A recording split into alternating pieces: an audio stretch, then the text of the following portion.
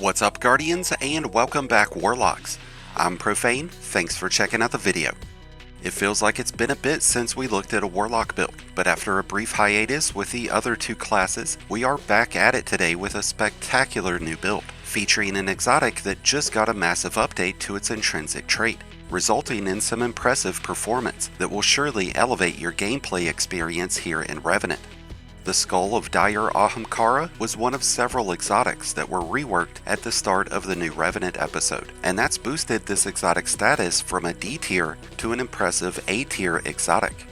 This comes with the actual Grandeur intrinsic trait, which provides a few significant benefits when using the Nova Bomb super. But don't be fooled, this exotic is technically agnostic, and it could be used with any subclass. When using Nova Bomb, you will be granted with a damage resistance bonus that starts out at 99% whenever the animation begins. By the time you've thrown the Nova Bomb, the bonus resistance will decline down to 75%, but this is going to make it a lot safer to hurl those Nova Bombs whenever we're surrounded by enemies. We will gain 5% bonus super energy off of each enemy defeated by the Nova Bomb, granting a maximum of 50% bonus energy, which is going to fuel our next Nova Bomb. This allows us to use Nova Bomb in more than just damage scenarios, because even if you pop it early, whenever you're engaged with low-ranking enemies, you're still going to be able to regain that super energy before you actually need it. The final benefit that this exotic provides is that when you have Devour active, landing weapon final blows will grant between 1 and 4% bonus super energy.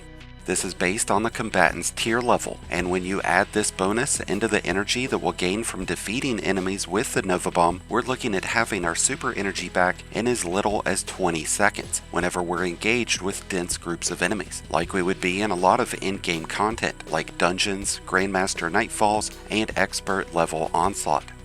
As I mentioned before, this exotic provides a lot of benefits when using Nova Bomb, but the bonus super energy on weapon final blows doesn't require Nova Bomb to be equipped, which means if you can trigger Devour, you can use this benefit to regain super energy no matter what super and what subclass combination you're using.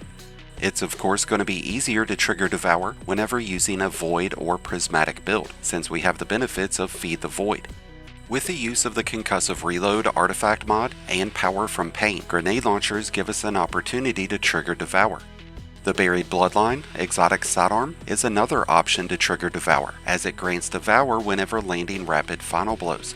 So by using this exotic combination on any subclass, you'd be able to generate a ton of bonus super energy. But why should you use the Skull of Dire Ahamkara over the Nezarec Sin? Well, the Nezarec Sin provides a bonus to the regeneration of all of your abilities, including your super, but that only gets triggered when landing final blows with void weapons or void abilities, which could limit your loadouts when in certain activities. The Skull of Dire Ahamkara generates its bonus super energy off of any weapon final blow, as long as you have Devour active, which gives you much more freedom in your loadout choices. With the Skull of Dire Ahamkara providing this massive increase in super energy, we could extend on that even more by using the Bad Juju exotic pulse rifle, which generates bonus super energy on every final blow. It also generates Cursed Thrall explosions, which create moderate area damage, and that makes it a lot easier to defeat large groups of enemies with this weapon, which will help us recharge our super energy more effectively. Some other standout exotic options would be Quicksilver Storm, as it generates trace rockets and features its own grenade launcher mode, which makes it a powerful option for ad clear. The Traveler's Chosen would be a fantastic option to be able to generate bonus class ability, melee, and grenade energy, and since it comes with Osmosis, we could give ourselves another void weapon to use. The one exotic primary that I find to be the most effective with this build is the Outbreak Perfected.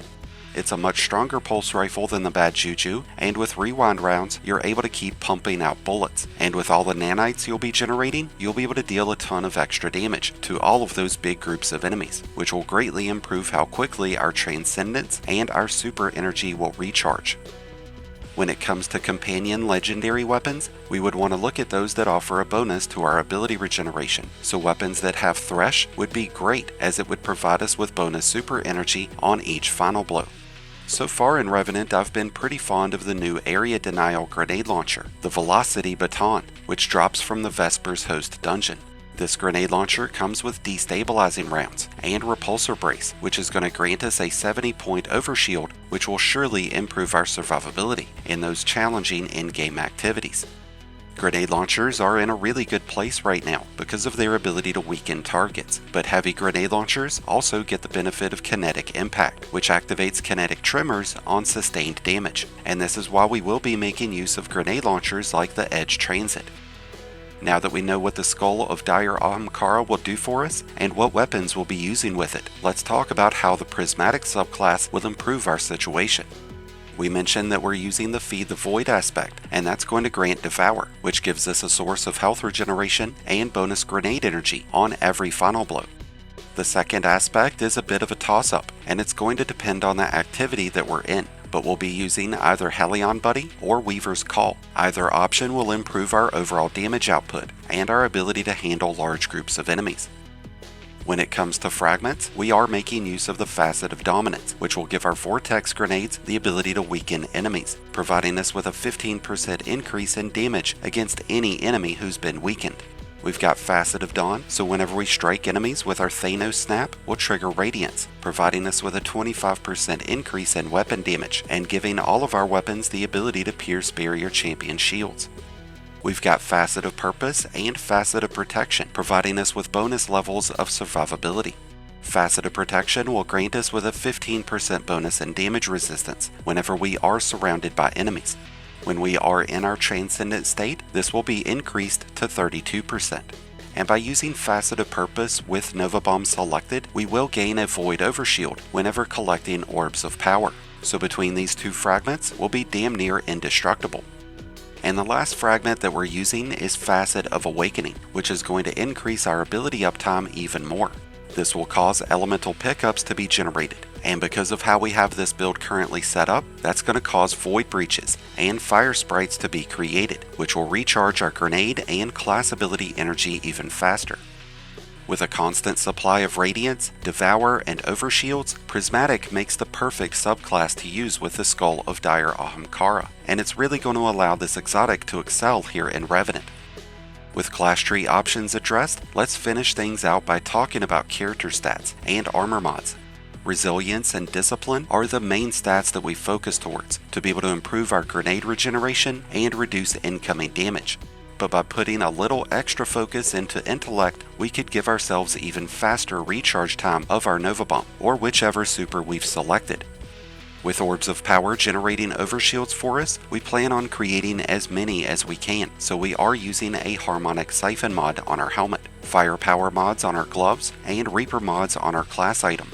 As we collect orbs, we'll gain armor charges, and we plan on making use of those by using a Grenade Kickstart mod, which will provide us with as much as a 34% bonus in grenade energy as we throw a grenade, which is going to help us weaken more enemies. And with the Ashes to Assets helmet mod equipped, those grenade final blows will even grant bonus super energy, as if we didn't already have enough options providing that.